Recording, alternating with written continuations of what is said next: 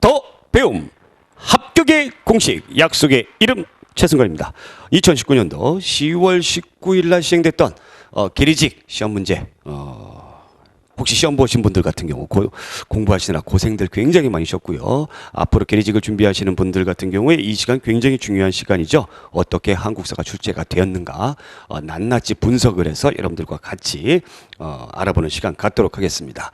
말도 많고 탈도 많았던 왜 이렇게 계리직 한국사 시험 문제가 어려워졌는가? 그 원인은 무엇인가? 우리가 예년에 봤던 그런 계리직 한국사 시험 문제에 비해서 난이도가 굉장히 많이 높아졌고요. 또 그 다음에 7급, 9급 시험 문제 그 이상으로 높은 난이도를 이번에 보였습니다. 그래서 많은 분들이 한국사가 절대 효자 과목이 아니다라는 것을 알게 되었죠.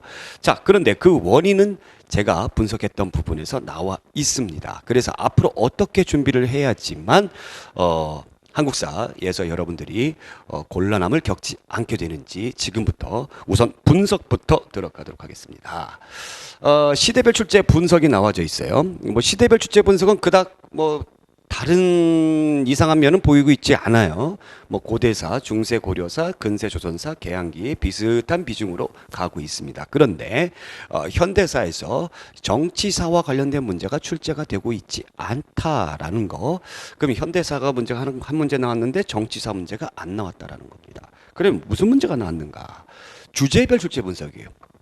보통의 문제 분석을 할 때에 시대별로 몇 문제 출제가 됐는가 이런 분석은 많이 하는데 주제별로 문제 분석은 잘 하고 있지 않습니다. 근데 저는 주제별로 철저하게 문제 분석을 했어요. 정치사 4문제, 경제사 3문제, 사회문화 4문제, 불교사 3문제, 학문 1문제, 그 다음에 독립운동사 1문제입니다. 자, 여기서 중요한 것은 과거에 비해서 정치사의 비중이 낮아졌다라는 겁니다. 그러면 다른 주제별로 다른 파트에 있는 문제들이 많이 출제가 되었다라는 것을 의미하는데 이것은 곧 무엇을 의미하느냐? 시험의 난이도가 그만큼 높아졌음을 의미합니다. 그러면 앞으로 어떻게 준비를 해야 되느냐? 여러분들이 준비를 할 때에 이제는 정치사별로 이렇게 쭉 시대별로 공부하는 것도 물론 중요합니다만 이제는 이 파트별로 테마별로 공부를 하는 것이 굉장히 중요하다라는 것을 제가 말씀을 드려요. 그래서 이번에 2019년도 계리직 한국사 준비를 할 때 제가 테마 한국사 해가지고 주제별로 테마별로 이렇게 준비를 해드렸습니다. 그렇게 준비를 해야지만 여러분들이 어렵게 시험 문제가 출제가 됐을 때 맞출 수 있다라고 제가 자신감 있게 맨 처음에 말씀을 드렸고 그렇게 여러분들을 준비를 해드렸죠. 그래서 아마 저와 같이 꾸준히 공부하셨던 분들 같은 경우는 한국사에서 좋은 결과가 나왔으리라 저는 믿어 의심치 않고요. 앞으로 2020년도도 이러한 방식으로 여러분들이 공부를 해 주셔야 된다라는 겁니다. 그러면 분석 총론 요약에서 정리를 한번 해봤습니다. 첫 번째, 계리직 한국사의 난이도가 상당히 높아졌습니다. 두 번째, 7급 정도 한국사 수험 태도로 준비를 해야 된다. 만만하게 생각해서는 절대 안 된다라는 거죠. 그 다음에 주제, 분야, 테마별 학습 방법이 요구된다. 이미 제가 그렇게 여러분들과 같이 공부를 했고요. 자, 그 다음에 네 번째, 문제의 지문에 힌트를 찾는 훈련.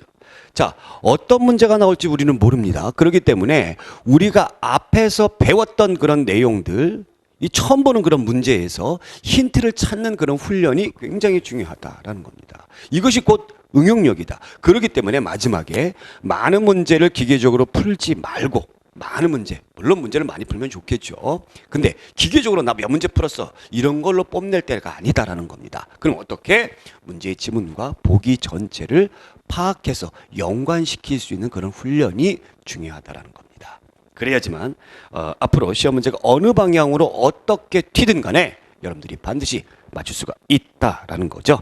그래서 제가 한국사 해설 및 분석 그 자료를 올려드렸죠. 그 자료 보시면은 여러분들도 아마 잘 아실 겁니다. 그래서 자료 참조로 해주시기 바라고요. 자, 그러면 1번부터 풀이를 해보도록 하겠습니다. 제가 여기다 아까 잠깐 써놨는데 가나 유물 유적을 사용했던 사회에 대한 설명으로 가장 적절한 것은 가는 요건 뭐예요? 빗살무이토기죠. 그래서 여러분들 너무나 잘 아시는 신석기죠. 신석기. 이거는 이제 북방식 고인돌이니까 여기 제가 적어놨듯이 청동기 시대의 유물입니다. 자, 그러면 가나 유물, 얘가 가겠네요, 그죠? 그럼 가는 신석기, 나는 청동기다라는 것을 보고 문제를 풀면 되는데, 이 문제는 사실 뭐 1번 문제 보너스 문제죠. 그러니까 농경과 목축 생활에서 차지하는 비중이 점차 높아졌다. 점차 높아졌다.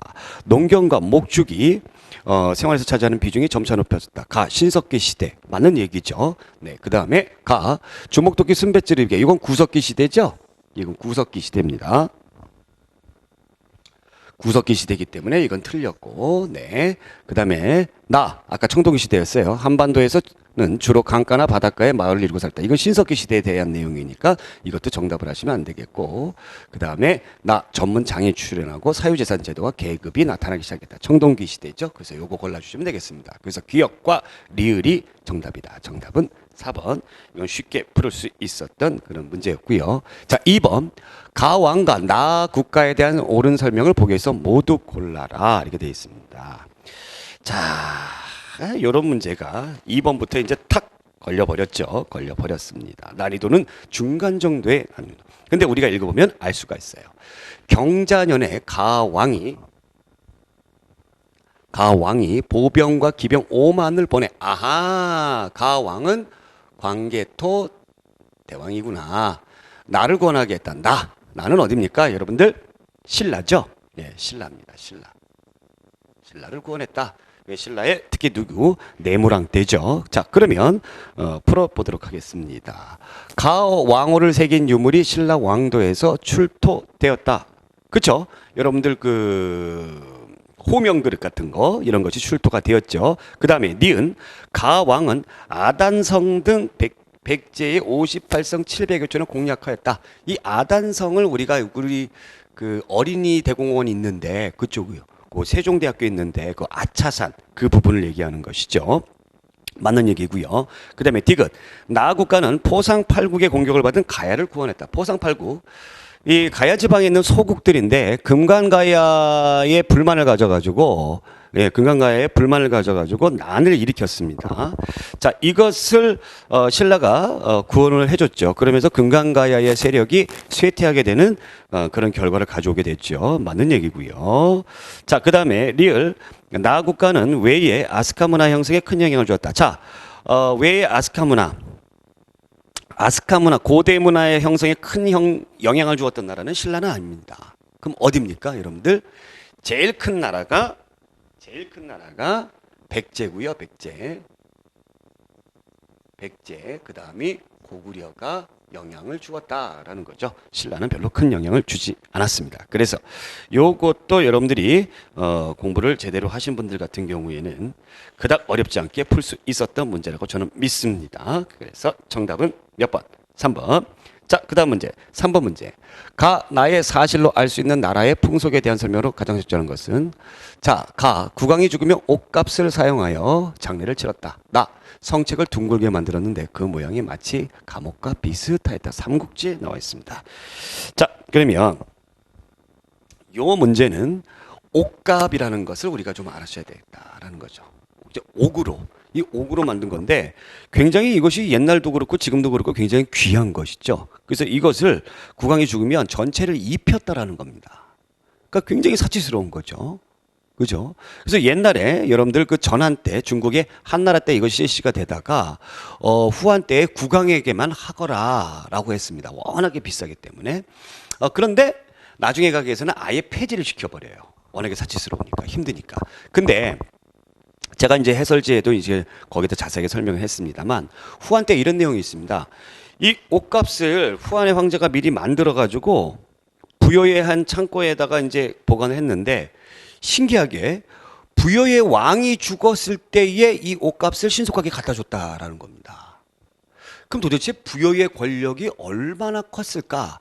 이것을 우리가 상상 짐작을 할 수가 있었죠. 그래서 여러분들이 가와 나 이 굉장히 옷값을 사용해가 할 만큼 굉장히 나라가 크고 강했던 나라 바로 고대 왕국 국가였던 부여에 대한 설명이다라는 거죠. 자, 1.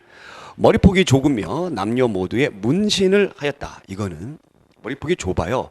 이게 편두 특징이죠. 머리를 납작하게 만드는 사만.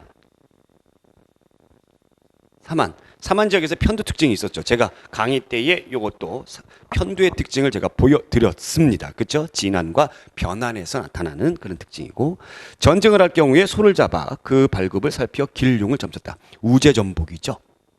우제전복, 이게 어디입니까? 부여와 고구려의 특징입니다. 자, 그 다음에 10월에 나라 동쪽의 수열에서 수신을 모셔다가 제사를 지냈다. 국동대혈, 우리 여러분들 기억하실 거예요. 그래서 시조신에게 누구? 동명성왕, 그죠? 고주몽이죠. 그래서 이건 고구려와 관련된 것이고, 고구려. 그 다음에 옹기솥에 쌀을 담아서 목강 무덤의 한편에 매달아 두는 매장 풍습이 있었습니다. 그러니까 잠깐 매장을 했다가 그 다음에 이제 이 살이라든가 이런 것이 다 썩어 없어지면은 이 뼈를 추려가지고 가족 공동묘에 묻어두는, 그래서 옥저의 풍습이다라는 거죠. 그래서 정답은 몇 번입니까? 정답은 어디 갔어요? 네, 2번이네요. 그죠? 2번이 부여의 특징이다라는 겁니다. 자, 그러면 4번 문제 한번 보겠습니다. 이런 문제가 이제 여러분들을 괴롭힐 수가 있다라는 거죠. 자, 보겠습니다. 가와 나 사건 사이에 신라에 있었던 일로 옳지 않은 것은 위두를 전진의 사신으로 보냈다. 위두라는 사람 전진의 사신으로 보냈대요. 이게 힌트예요. 그 다음에 아시존에 소경을 설치했다. 소경, 신라의 수도의 역할을 좀 나누어 담당하는 통일신라 시대의 구주 오소경, 여러분들 기억하실 겁니다. 그러나 그 전에도 소경이 있었어요, 신라에. 그러면 이것은 신라가 어느 정도 행정을 정비했다라는 것을 알 수가 있는 거죠. 행정을 정비했다. 그러면 이 전진의 존재에 대해서 우리가 한번 알아보겠습니다. 우리가 이제 제가 이거 강의를 하면서 중국에 이 당시에 어느 나라가 있었는지 요것도 여러분들이 주목해 주셔야 된다고 제가 말씀을 드렸어요. 그죠? 여러분들 그 한나라 같은 경우에는 고조선하고 깊은 관련이 있고, 한나라가 멸망하고 나서 삼국지 시대가 열리잖아요. 예. 위초고, 유비관우 장비 기억하시죠? 예, 이런 사람들이 열리는데, 그래서 조조의 위나라가 정리를 딱 해버리죠. 그 뒤에 이제 진나라라는 나라가 이제 세워지는데, 이 진나라가 진시황제의 진나라가 아니에요. 이름만 같습니다. 그런데 여기에서 5개의 오랑캐가 쳐들어오네요. 북쪽 변방에 있는. 그래서 이 진나라가 이 오랑캐가 무서워서 남쪽으로 이사를 갑니다. 이것이 이제 동진이에요. 그러면 이 같은 애들인데, 이 진나라 같은 애들인데 이걸 구분하기 위해서 요때의 진나라를 동진이라고 그러고 요때의 진나라를 우리가 앞전자 써서 전진이라고 그러는 거죠. 그죠? 그래서 여기는 선비족이 세운 북위라는 나라가 세워지게 되는데, 그래서 북위가 나중에 세워지게 되는데, 그래서 요 시대를 합해서 위진 남북조 시대다라고 이야기를 합니다. 제가 주로 이제 삼국 그 시대 때는 위진 남북조 시대 분열기였었어요, 중국이. 그래서 요 시기를 잘 이용을 해가지고 어마어마한 대제국을 건설했던 나라가 바로 고구려였죠. 광개토대왕, 장수왕 이때였죠. 예, 물론 여러분들 백제 근초광도 마찬가지고요. 그래서 전진하고 깊은 관련이 있는 나라가 북위도 마찬가지입니다만, 위치적으로 볼 때에 고구려고, 동진은 남쪽에 있으니까 백제하고 깊은 관련이 있었다. 서로 영향을 주고받았다라는 것을 제가 강의에서 굉장히 강조를 했습니다. 자, 이것이 왜 중요하냐면 이런 것들이 나왔을 때 여러분들이 풀 수 있는 응용력이 생길 수가 있다라는 겁니다. 실직국과 압독국을 정복했다. 실직국과 압독국 몰라요, 도대체. 이게 무슨 나라인지 도대체 알 수가 없죠. 그 다음에 보코를 고구려의 볼모로 보냈어요. 고구려의 볼모로 왜 보냈을까? 이제 우리가 상상해 보는 거예요. 왜 보냈을까? 고구려에 뭐 잘못했을까? 고구려에 뭔가 도움을 받았죠. 광개토대왕에게 왜구를 쳐부숴 달라. 그래서 광개토대왕이 5만 명의 군사를 보냈죠. 그래서 요거는 4세기 말에 내무왕 때 있었던 이야기고, 그래서 그 이유가 되는 겁니다. 그 이유가 내무왕 이유가 되는 거예요. 자, 그러면 내무왕 이유. 그래서 이유. 자, 그다음에 나흘을 신궁을 설치했다. 나흘의 신궁. 신을 모시는 궁. 이 신은 과연 누굴까요? 시조를 얘기합니다. 시조. 그래서 소지마리간. 이건 실성왕 때고, 이거는 소지마리간 때 있었던 일이고, 상복법을 제정해 반포했다. 이건 어느 정도 복색을 갖췄다. 중앙집권의 굉장히 중요한 요소죠. 복색을 갖추는 거. 그래서 이거는 지증왕 때 했었던 일입니다. 그러면 소경을 설치했던 것은 그냥 이제 들어가게 되면 행정정비하고 그 다음에 위두의 전진의 사실을 보냈다. 그럼 내무랑 이후죠. 내무랑. 그러면 내무랑 이후와 지증왕 요 사이의 사건이 있는 일이 아닌 것을 골라라 했을 때에 어느 정도 신라가 내무랑 이후에 중앙집권국가로 가고자 하는 그런 모습들이 있습니다. 그래서 피치 못하게 볼모도 보내고 나중에 볼모를 이제 다시 데려오기 합니다만 볼모도 보내고 행정구역도 정비를 하고 왕이라는 칭호도 사용을 하고 했던 그런 모습들이 2번, 3번, 4번에 나타나져 있다라는 거죠. 그러면 실직국과 압독국을 정복했다. 실직국과 압독국 듣도 보지도 못했던. 그럼 신라가 맨 처음에 그 주변에 있었던 작은 소국들이었겠구나라고 생각을 하셔야 된다는 얘기입니다. 그래서 이거는 파사 이사금 때 1세기 때에 있었던 내용이에요. 그래서 1번을 골라주셔야 됩니다. 제가 여기에다가 자세하게 뭐 설명을 해드렸습니다만은 뭐 2번은 실성왕 때 411년도에 그 다음에 신궁설치 소지 마립간 때에 상복보 지증왕 504년도에 이렇게 했습니다만 이런 것들이 중요한 것이 아니라 이런 보기하고 이것하고 깊은 관련이 있는 것을 여러분들이 잘 연관시켜서 이러한 것들이 나왔을 때에 찍더라도 합리적으로 찍어 주셔야지만 정답률이 굉장히 높다라는 거죠. 그래서 이 문제의 정답 1번입니다. 자, 그 다음에 5번 문제. 다음 글을 저술한 승려에 관한 설명을 옳은 것은 이 승려 굉장히 유명한 승려입니다. 제가 불교사 할 때 굉장히 강조를 했어요. 펼쳐 열어도 번잡하지 아니하고 종합하여도 좁지 아니하다. 주장하여도 어둠이 없고 논파하여도 이름이 없다. 이것이야말로 마명보살의 오묘한 기술이니 기신론의 종체가 그러하다. 종래에 이를 해석한 사람들 중에는 그 종체를 갖추어 밝힌 이가 적었다. 이는 각기 익혀온 것을 지켜 그 문구에 구애되고 마음을 비워서 그 뜻을 찾지 못했기 때문이다. 힌트가 여기 나와 있습니다. 기신론. 그죠? 기신론 나오고 있고요. 이걸 모르신다면 이런 것들이 나오죠. 펼쳐 열어도 변잡하지 않고 종합하여도 좁지 아니하다. 주장하여도 어둠이 없고 논파하여도 이름이 없다라는 거죠. 예, 일심을 굉장히 강조를 하는 그런 내용들을 알 수가 있습니다. 원효대사의 저서 가운데 대승 여기 나와 있는 기신론소죠. 그래서 원효대사의 내용이다. 대국통이 되어서 신라의 불교를 총괄했다. 엄청나게 높은 스님이죠. 이 스님이 누굴까요? 자장율사입니다. 자장. 선덕여왕 때에 이 선덕여왕에게 많은 영향력을 행사하였죠. 그래서 황룡사 구축 목탑도 이 사람에 의해서 짓게 되었던 것이죠. 현장에게 신유식학을 수락하였다. 원칙이죠. 원칙. 네, 원칙. 자, 여러 불교 경전의 하나의 원리로 회통시키려 모으려고 했다. 예, 여러 가지 불교들이 막 이렇게 난립해 있어요. 이것을 모으려고 했다. 네, 맞습니다. 그 다음에 제자 양성과 함께 교세 확장에 화엄종, 우리나라의 화엄종을 가지고 들어왔어요. 누굽니까? 의상이죠. 그래서 정답은 3번. 이 문제도 많은 분들이 틀렸습니다만 우리 더 배움에서 한국사 같이 공부하셨던 분들 같은 경우에는 아마 맞추셨으리라 저는 믿습니다. 자, 그 다음 문제 넘어갈게요. 6번 문제입니다. 가왕의 재위 시기의 사실로 옳지 않은 것은 공주는 이 공주님 자주 나오시는 공주님이죠. 이 공주님 자주 나오세요. 우리 공주는 대흥보력 효감 금륜 성법 대왕 왕의 이름 둘째 따님입니다. 둘째 따님. 고왕과 무왕 그리고 공주의 아버지 가왕은 왕도를 일으키고 무공을 크게 떨쳤다고 말할 수 있다. 무왕은 아시고 고왕은 이제 대조영이죠. 이 왕은 누굽니까? 바로 공주하면 이 왕밖에 없어요. 문왕이에요. 문왕. 그죠? 문왕. 자, 문왕. 그럼 이 공주는 무슨 공주예요? 정혜공주죠? 공주 2명 있으니까 정혜공주, 정효공주. 그죠? 문왕 때입니다. 그럼 이 문왕 때 몇 세기예요? 8세기 때죠? 발해가 이제 막 뭔가를 으쌰으쌰 할 때, 무왕 때, 문왕에 저했던 무왕 때는 당나라하고 막 싸우다가 문왕 때 들어오게 되면서 지난번에 미안했어 친구야 이러면서 우리 친하게 지내자 그러면서 뭐 이렇게 친서관계 유지하면서 학문이나 문화 이런 것들을 막 받아들였던 그런 8세기 때의 문왕입니다. 자, 1.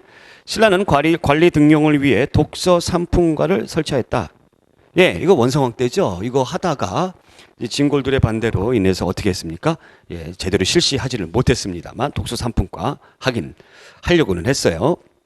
통일신라 이후에 했던 요 시기에 있었던 일이고요. 그 다음에 일본에서는 옌닌이 구법을 위해 당으로 갔다. 옌닌이 구법을 위해 당으로 갔다.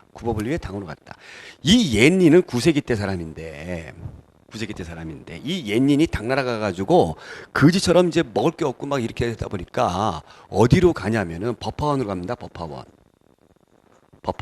이 법화원이 뭐예요? 당나라 산둥번도에 있는 절인데 누가 세운 거예요? 장보고가 세운 거죠. 그래서 장보고의 신세를 집니다. 장보고가 9세기 때죠. 여러분들 장보고의 난 기억나시죠? 자, 그 다음에 3번. 발해는 당으로부터 발해국왕이라는 칭을 얻었다. 네, 문왕 때. 친하게 지내자. 그러니까 발해에서 발해국왕으로 책봉했고요. 4번. 당에서는 안녹산과 사사명의 난이 일어났다. 네, 일어났습니다. 사실 무왕 때까지만 해도 그 당나라가 발해를 엄청나게 좀 괴롭혔는데 이 안녹산과 사사명, 즉 당나라 현종 때 양귀비의 당나라 현종이 눈이 뒤집혀 버리죠. 그죠? 그러면서 이제 각지에 있었던 절도사들이 들고 일어나게 되는데 그것이 바로 안녹산과 사사명입니다. 그러면서 당나라의 세가 기울어지기 시작을 했죠. 그래서 정답은 바로 몇 번입니까? 여러분들 2번 골라주셔야 되겠습니다. 자, 7번 문제 보도록 하겠습니다. 굉장히 중요한 문제죠. 제가 이제 그 강의에서도 굉장히 많이 강조를 했던 그 문제입니다. 비로소 직관, 상관, 각품의 가를 제정하였는데 관품의 높고 낮은 것은 논하지 않고 인품만 가지고 토지의 등급을 결정하였다. 자3 이상은 18품으로 나눈다라고 되어 있습니다.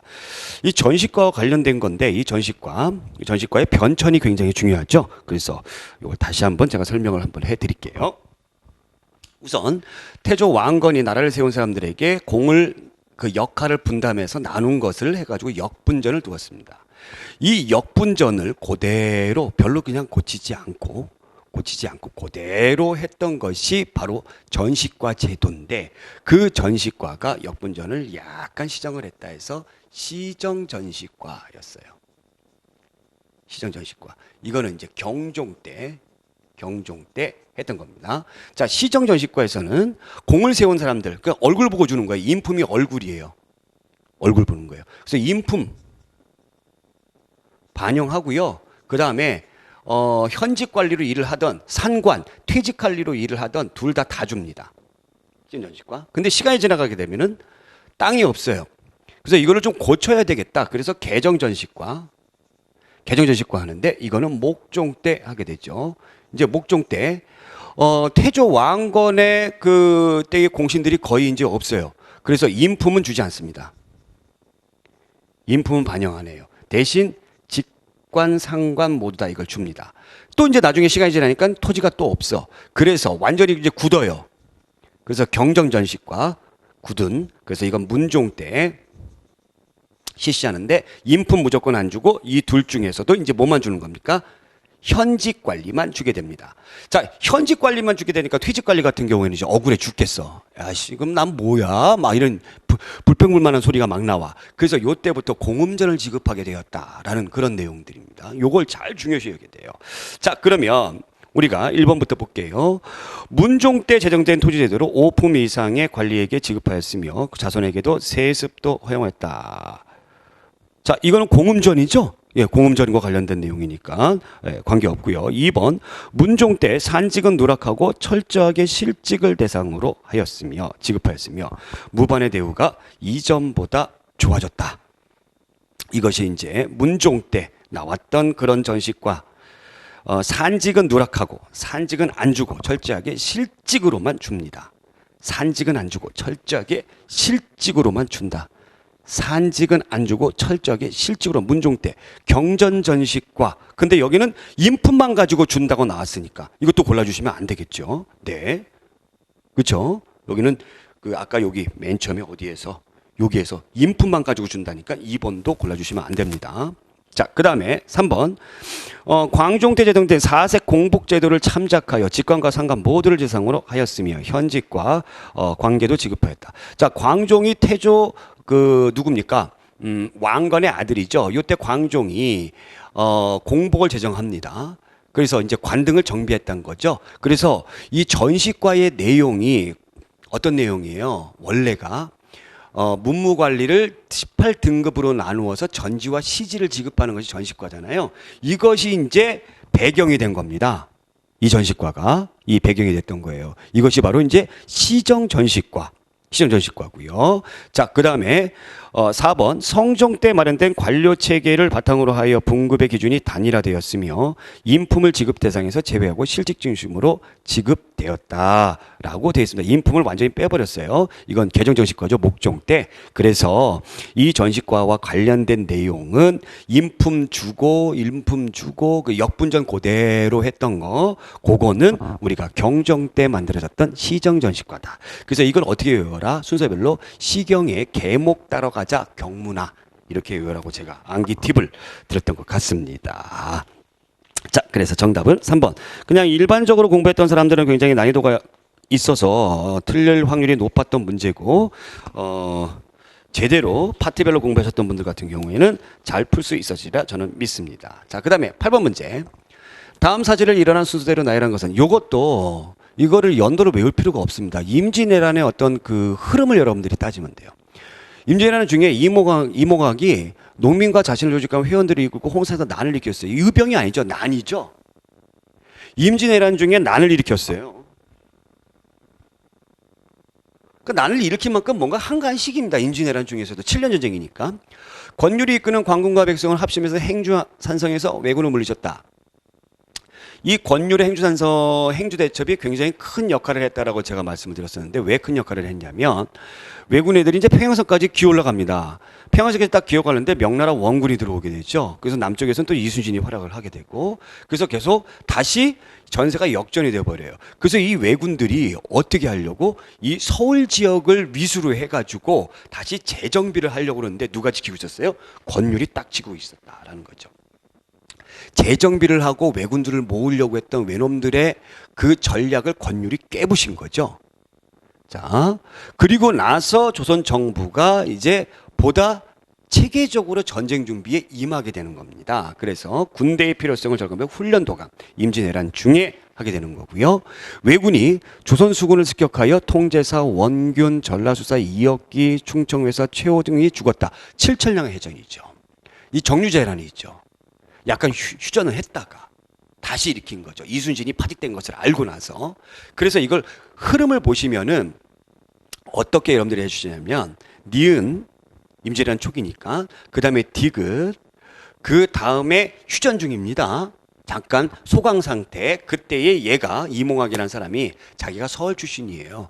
그래서 야 나라도 어지러운데 내가 한번 뒤집어 버릴까, 세상 한번 뒤집어 버릴까 이런 속셈에서 일으켰던 기억. 그 다음에 임진왜란 끄트머리에 있었던 니을. 그래서 니은 디귿 기억 리을, 니은 디귿 기억 리을 4번 골라 주셔야 되겠습니다. 자, 그 다음에 9번 문제 보겠습니다. 미추신 가, 나 사이 시기의 사실로 옳지 않은 것은 자, 가, 달단이 환란을 일으키며 달단이 누군지 모르죠. 근데 읽어보시면 여러분들 아실 거예요.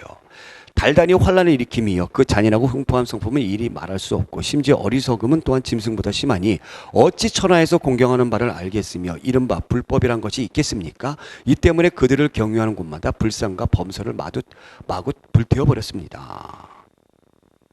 옛날 현종 2년에 거란주가 크게 군사를 일으켜 와서 정벌하자 현종은 남쪽으로 피난하고 거란 군사는 송악성에 주둔하고 물러나지 않았습니다. 이에 현종은 여러 신하들과 함께 더할 수 없는 큰 서원을 바라여 대장경 판본을 판각했습니다. 자, 그러면 다음 내용. 그렇다면 대장경도 한 가지고 전후 판각한 것도 한 가지고 군신이 함께 서원한 것도 한 가지인데 어찌 그때만 거란 군사가 물러나고 지금의 달단은 그렇지 않겠습니까? 그러니까 지금도 대장경 만들으라는 얘기죠. 그러면 이 달단 누굴까? 달단 만드세요. 대장경 만드세요. 그래서 이 달단은 몽골입니다. 몽골. 그래서 얘 때문에 만든 것이 8만 대장경, 제조 대장경이고 거란주, 거란의 침입 때 만들었던 것이 바로 뭡니까? 그냥 일반적인 대장경이에요. 이걸 처음 만들었다 해서 초조 대장경이죠. 그러면 거란의 침입과 몽골의 침입 사이에 있었던 것이 아닌 것을 골라라라는 얘기입니다. 아닌 것을 골라라. 1번 개경에서 초조대장경이 조성되었다. 초조대장경이다. 개경에서 거란이 쳐들어와가지고 거란 쳐들어올 때와 몽골 쳐들어올 때 초조대장경. 네, 맞는 얘기고. 2번 개경의 교장도감에서 교장에 관여됐다. 교장은 대각국사 의천이 대장경 중에서 좀 부족한 내용들을 보충했던 그런 내용들이죠. 그래서 일명 속장경이라고도 하는데 네, 맞는 얘기고. 3번 해인사에서 장경판전을 짓고 팔만대장경을 소장하였다. 이 맨 처음에 팔만대장경, 제조대장경 어디에서 만들어졌어요? 강화도에서 만들어졌죠. 그리고 나중에 해인사로 옮겨진 거죠. 이거 고르시면 안 되겠고. 4번 대구 부인사에 소장된 초조대장경이 화재로 소실됐다. 예, 몽골이 침입 때 없었던 것이죠. 그래서 정답은 3번입니다. 자, 10번. 가책에 대한 설명으로 가장 적절한 것은 저는 요 기내식 시험 문제 중에서 이 시험 문제가 가장 어려웠던 것 같아요. 이 시험 문제. 법률은 한결같이 자칫 통감에 의거하였고 강목의 필삭한 취지에 따라 번다하고 쓸모없는 것은 삭제해서 요령만 남겨두려고 힘썼습니다.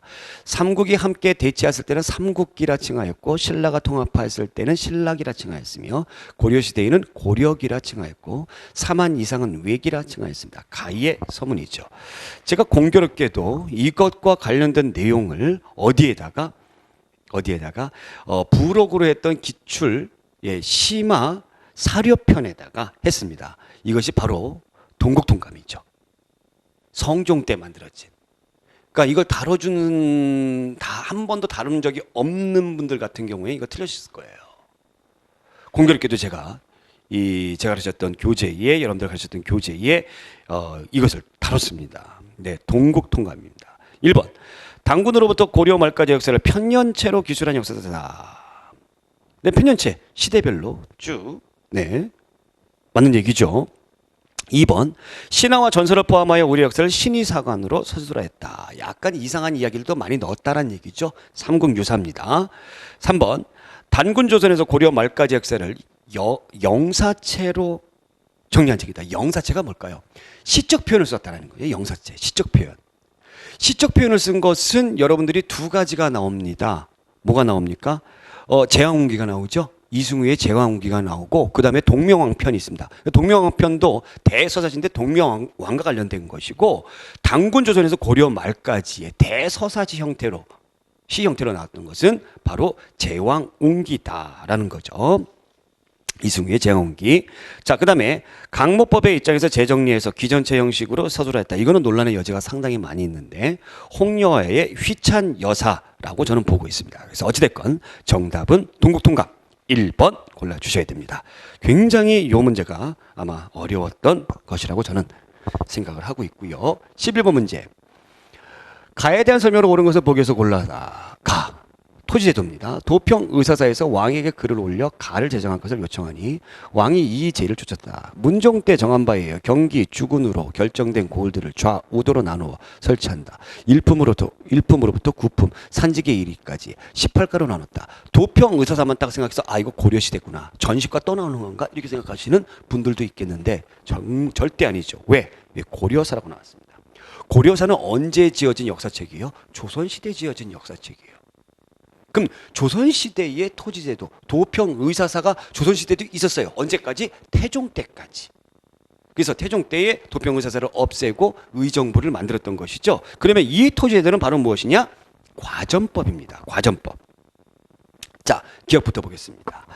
전주 땅주인이죠. 전객에게 전조를 수확량의 10분의 1로 징수하였다. 예, 이것이 이제 10분의 1, 수확량의 10분의 1을 징수하는 것을 원칙으로 합니다. 근데 이제 더 많이 받는 경우들도 상당히 많이 있었죠. 니은 양반 관료 중에 경제적 보장을 위해 현임이나 퇴임을 막론하고 토지를 지급했다. 맨 처음에 그렇게 지급을 했죠. 현직 관리, 퇴직 관리. 그러니까 역분전 맨 처음에 했을 때랑 비슷해요. 디귿 토지를 받았던 관리가 죽었을 경우 수신전이라는 명목으로 사실상 세습이 가능했다. 그렇습니다. 수신전, 또 불쌍한 고아들에게 주었던 훌량전 이런 것들이 있었죠. 리을 수조권자의 집체적인 전조의 수치를 봉쇄하고 수조권자가 이렇게 전조의 수치 집적하는 것을 봉쇄하고 못하게 하고 납조자가 전조를 직접 관리에게 납부합니다. 수조권자에게 주는 것이 아니라 관리에게 납부합니다. 이것이 이른바 뭐예요? 관수관급제죠. 관수관급제 언제 실시했던 거? 바로 성종 때 실시했던 거. 그래서 과전법, 이 과전법과 관련된 내용, 산직에 이르기까지 다 주는 이 과전법과 관련된 내용은 우리가 기역, 니은, 디귿 이렇게 골라주셔야 됩니다. 정답은 3번. 자, 12번 문제. 가 인물에 대한 설명으로 옳은 것은 가는 학교가 날로 새하자 이를 근심하여 양부와 의논하기를 재상의 직무는 인재를 교육하는 것보다 먼저함이 없거늘 지금 양형고가 고갈돼요. 양형고가 고갈돼요. 양형고. 양형고가 뭘까요? 고려시대 때에 국학을 이렇게 증진시키기 위해서 주었던 장학재단이에요. 뭐에 밀려가지고? 사학에 밀려가지고 안 되겠다. 이 관학도 부흥해야 되겠다 해가지고 장학재단을 만들었던 것이 양형고예요. 선비를 기를 것이 없습니다. 청컨대 6품 이상은 각각 은 한근을 내게 하고 7품 이하는 포를 차등 있게 내도록 하여 이를 양형고에 돌려 본전은 두고 이자만 취하여 서막전으로 삼아야 합니다. 라고 하였다. 양부가 이를 쫓아 아뢰자 왕이 내고에 그러니까 왕이 이제 가지고 있는 창고죠. 정곡을 내어 도왔다. 만년에는 항상 회암 선생의 초상을 걸고 경모하였다. 이 사람은 누굴까요? 이 사람은 바로 우리나라의 성리학을 최초로 들여왔던 안향입니다. 안향. 안향이죠. 안향을 골라라 라는 겁니다. 1. 송악산 아래 자하동에서 학당을 마련하여 구제를 두고 전문 강좌를 개설했으며 해동공자로 칭송받았다. 누굽니까 이게? 최충이죠. 최충. 그래서 이 사람으로 인해서 사학이 부흥하게 된 것이죠. 네. 2번 주자가리를 도입하여 집에 가묘를 세워 조상의 위패를 모시고 제사를 지냈으며 동박이학의 비조로 불렸다. 주자가리를 도입했습니다. 이 주자 바로 성리학을 만들었던 사람이죠. 그래서 주자학이라고도 하죠. 이것을 집에서 하는 의례, 이 주자가 만든 그 성리학적인 예의와 관련된 것인데 이것을 집에 가묘를 세웠던 사람 바로 이 사람 바로 정몽주죠. 고려 말의 정몽주. 원의 수도 망건당에서 중국의 문인들과 교류하면서 성리학에 대한 이해를 하였으며 익제집, 여공패설들을 저술했습니다. 망건당 하면 여러분들이 이재현이죠. 그 다음에 원에서 공자 및 제자 70인의 초상을 그려오게 하고 궁궐안의 학문기관의 생도들에게 경사를 가르치게 하여 성리학을 널리 전파하고자 했다. 그래서 요것이 바로 안양에 관련된 내용입니다. 네, 안양과 관련된 내용에서 정답은 4번이고요. 자, 13번 문제. 지도와 관련된 내용이 나왔어요. 지도도 나올 수 있다라고 제가 강조를 해드렸는데 나왔습니다. 역시 기역 리을 지역 일대와 관련된 설명으로 가장 적절한 것을 보기에서 골라라. 기역은 강화도고 니은은 충북 청주, 디귿은 이제 전남입니다. 전남. 그 다음에 리을은 저기 강원도의 동해 아니면 삼척 이 지역을 말하는 것 같아요. 자, 보겠습니다. 대장도감을 설치하고 제조 대장경판을 조성 시작했다. 기역 어디 강화도에서. 네, 맞는 얘기죠. 그 다음에 니은 백운경 한화상에 저술한 직지심체 요절을 간행했다. 어디에서? 충주. 청주 흥덕사에서 충북 청주. 이것도 맞는 얘기고. 그 다음에 디귿 도의선서가 선종구산 선문 중 가지삼파를 개천했다. 이 가지삼파를 했던 것이 전남에 있었어요. 근데 디귿 전남. 네, 맞네요. 그 다음에 리을 불교 개혁을 위해 백년사에서 결사운동. 리을은 강원도죠. 백년결사운동은 고려시대 때 요새가 했던 것인데 어디에서? 전남 강진에서 했습니다. 그럼 리을은 강원도니까 이거 골라주시면 안 되겠고. 그래서 기역 니은 디귿. 정답 3번. 요 문제도 지도를 등한시하겠던 분들에게는 어려웠으리라 저는 그런 생각이 듭니다. 제가 불교사에서 아주 자세하게 이건 다뤄드렸던 그런 내용들이고요. 자, 14번 문제. 가나 주장을 한 인물에 대한 설명으로 옳은 것은 여에는 여장을 둔다. 무릇 일여의 토지는 일여의 사람들에게 공동으로 경작하게 하고 내 땅, 네 땅 구분 없이 오직 여장의 명령만을 따르게 한다. 강의에서 많이 다뤘던 부분이죠. 여전제죠. 누구의? 정약용의 여전제. 국가는 마땅히 한 집의 재산을 헤아려 토지 몇 부를 한 집의 영업전으로 삼아 당의 제도처럼 한다. 땅이 많은 자라도 빼앗아 줄이지 않고 모자라는 자라도 더 주지 않는다. 영업전, 영원히 일할 수 있도록 만드는 거예요. 매매를 제한했습니다. 이게 한전제죠. 한전제. 자, 그러면 우서를 저술하여 농업 중심의 경제 구조를 개혁했다. 우스운 사람이 우서 이렇게 외우라고 제가 말씀드렸는데 누굽니까? 유수원이죠. 유수원. 우물정자 모양으로 토지를 골고루 나누어 주어 정전제를 실시하고 추진하자. 정약용. 이 여전제가 나중에 정전제로 발전하게 되는데 이거 맞는 얘기고. 자, 그 다음에 이익입니다. 자신의 저술에서 실용과 허자의 대담 형식을 빌려 중국 중심 세계관의 허구성을 강조했다.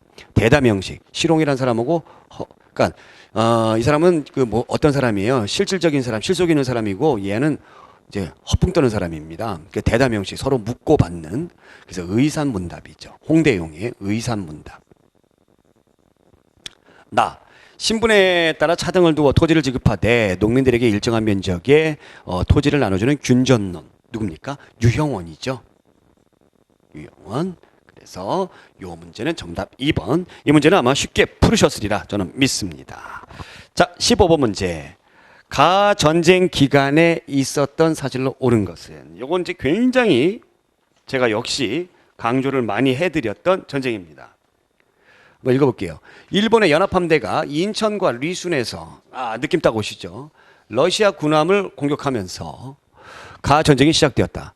일본군은 리순 요새를 함락시키고 봉천에서 러시아군을 격파하여 북쪽으로 몰아내었다. 일본은 전투에서 연이어 승리하였지만 국력을 소진하였으며 러시아는 피해 일요일 사건으로 내정이 불안한 상태였다. 마침 동아시아에 큰 관심이 있었던 미국이 중재에 나서면서 포츠머스에서 강화 조약이 체결됐다. 럴전쟁이죠. 럴전쟁 1904년부터 1905년에 있었던 그런 전쟁입니다. 자, 그럼 보면 1번 대한민국 정부는 변하는 국제 정세에 대응하면서 국외 중립선언을 했다. 이것도 우리가 아주 공교롭게도 이거는 우리가 시험 문제 공부하면서 풀어봤던 문제 중에 하나였던 것 같아요. 대한민국 정부가 중립선언을 했던 거는 바로 럴전쟁이 일어나기 바로 한 달 전입니다. 한 달 전에 전쟁이 일어날 것 같으니까 야, 우리도 중립선언하자 이렇게 했던 거예요. 물론 소용이 없었습니다만 일본은 독도를 시마네현에 편입시킬 것을 결정하는 불법적인 영토 침탈 행위를 자행했다. 이건 럴전쟁 중이었죠. 대한민국 정부는 재정 및 외교 고문 용병에 관한 한일 각서를 일본의 강요로 체결했다. 한일 의정서 1904년도에 있었다. 럴전쟁 중에 있었던 것이죠. 일본은 미국과 카스라테프트 밀약을 맺어 미국으로부터 대한제국에 대한 지배권을 인정받았다. 그렇죠. 카스라테프트 밀약. 미국을 지네편으로 끌어들였죠. 그래서 미국이 마치 중재하는 모양으로 포츠머스 조약을 하게 됐던 것이죠. 그래서 정답은 1번이 되겠습니다. 자, 그 다음에 16번 문제네요. 16번.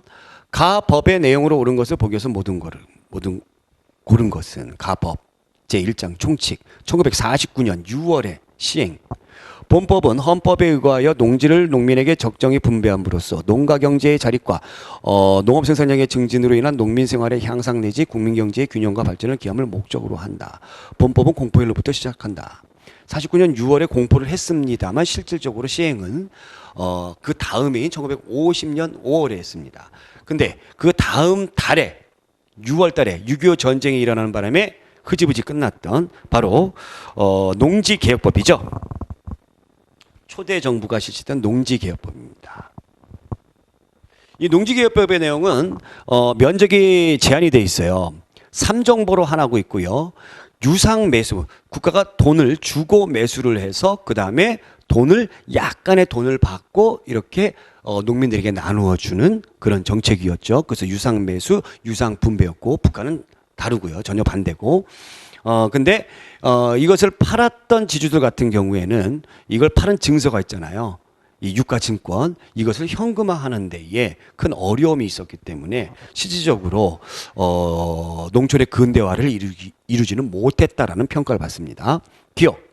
소유권의 명의가 분명치 않은 농지는 정부에 귀속한다. 당연한 거죠. 그래야지 나눠줄 거 아닙니까?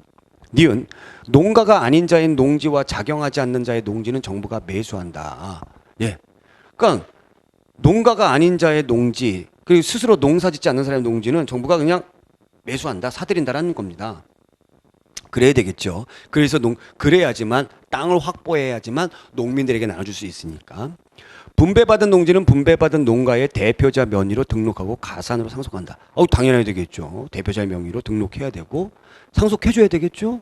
어차피 이 농민도 돈 주고 샀으니까.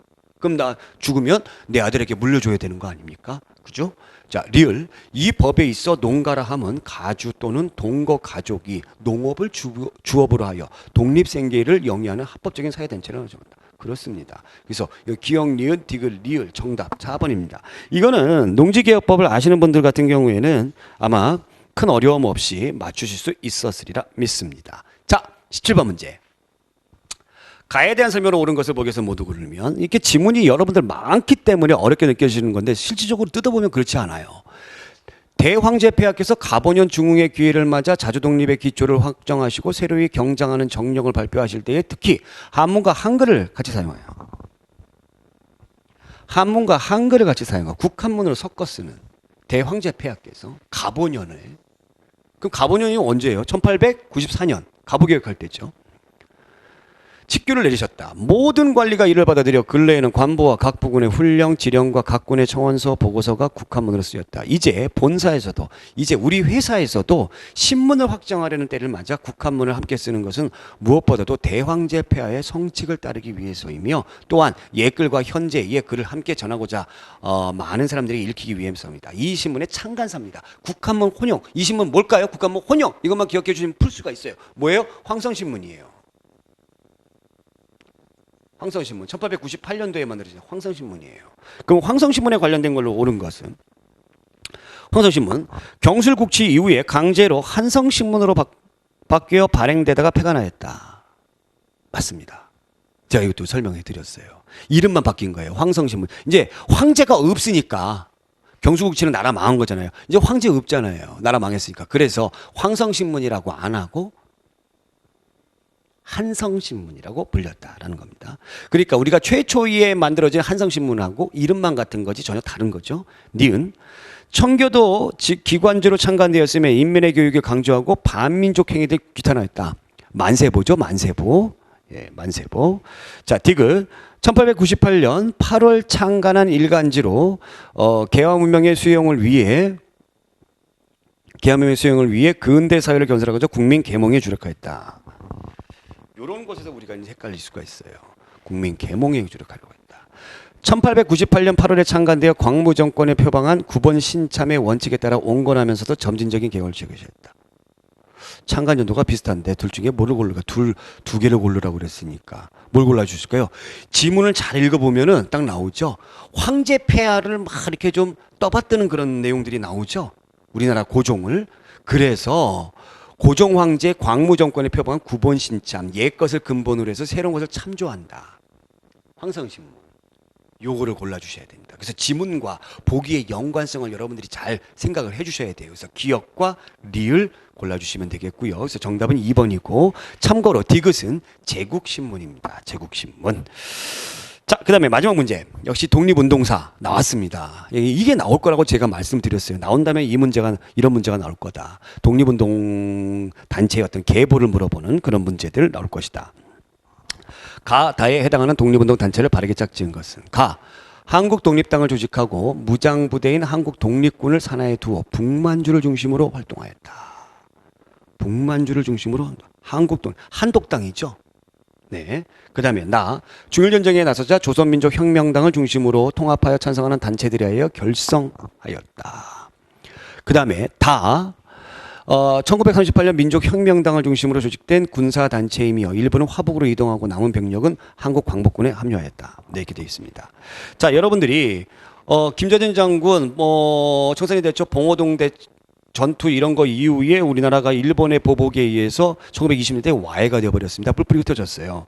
그래서 뿔뿔이 흩어진 부대를 그래도 좀 모아보자 해가지고 부대를 통합하는데 참정신이라고 할 때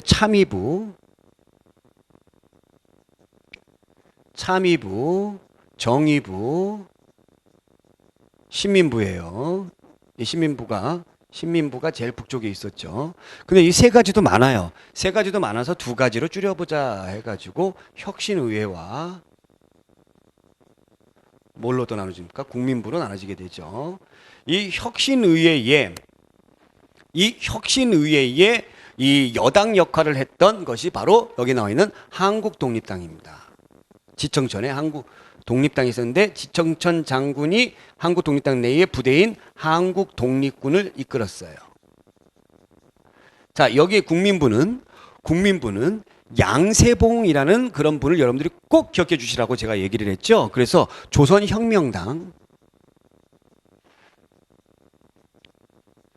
조선혁명군이죠. 그러면 여기에 나와 있는 거 혁신의회 이거 나와 있는 거 한국독립군을 두어 북만주를 중심으로 활동했다. 그러면 혁신의회 요거죠. 요거 하나 나왔습니다. 가는 그러니까 무조건 혁신의회 골라주시면 되는 겁니다. 혁신위에 여기 나와 있는. 그다음에 그럼 2번과 3번 중에서 골라주는 건데 중일전쟁이 일어나자 조선민족혁명당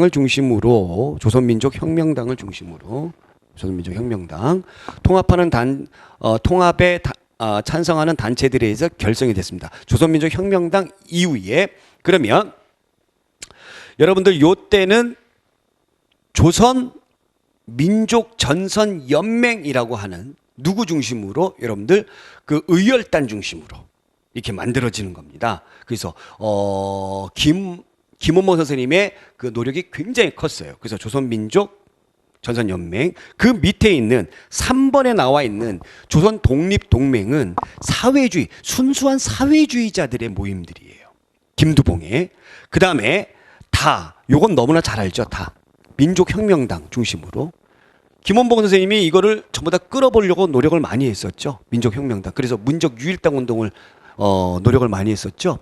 근데 물론 나중에 좌파 계열들이 좀 중심을 잡자 우파 계열들이 많이 탈퇴하게 되면서 와해가 됐습니다만 결국에 이것으로 인해서 김원봉 선생님이 부대를 만들었습니다. 이것이 바로 조선의용대인데 김원봉의 조선의용대가 한국 광복군에 합류를 하는 과정에서 이것을 싫어하는 사람들의 이름을 바꿉니다. 뭘로? 조선의용군으로. 이 싫어하는 사람들이 주로 어디 있었냐면은 북쪽에 있었어요. 화북지대에 있었어요. 그래서 이것은 조선의용대를 골라주시면 되겠습니다. 다는 민족혁명당을 중심으로 조직된 군사단체 일부는 화북으로 이동했지만 남은 병력은 한국광복군에 합류했다. 조선의용대. 그래서 정답은 2번. 이것도 제가 굉장히 많이 강조했던 그런 내용들이었습니다. 자, 이렇게 해서 2019년도 계리직 한국사 기출문제 분석과 풀이가 모두 끝났습니다. 이제 여러분들이 어떻게 공부해야 될지 잘 아시리라 믿고요. 2020년도를 준비하시는 우리 수험생 여러분 걱정하지 마시고 저와 함께 천천히 즐겁게 또 공부하시면 여러분들 반드시 한국사에서 좋은 결과 나올 수 있습니다. 걱정하지 마시고 믿고 따라와 주시기 바랍니다. 오늘 여기까지 고맙습니다.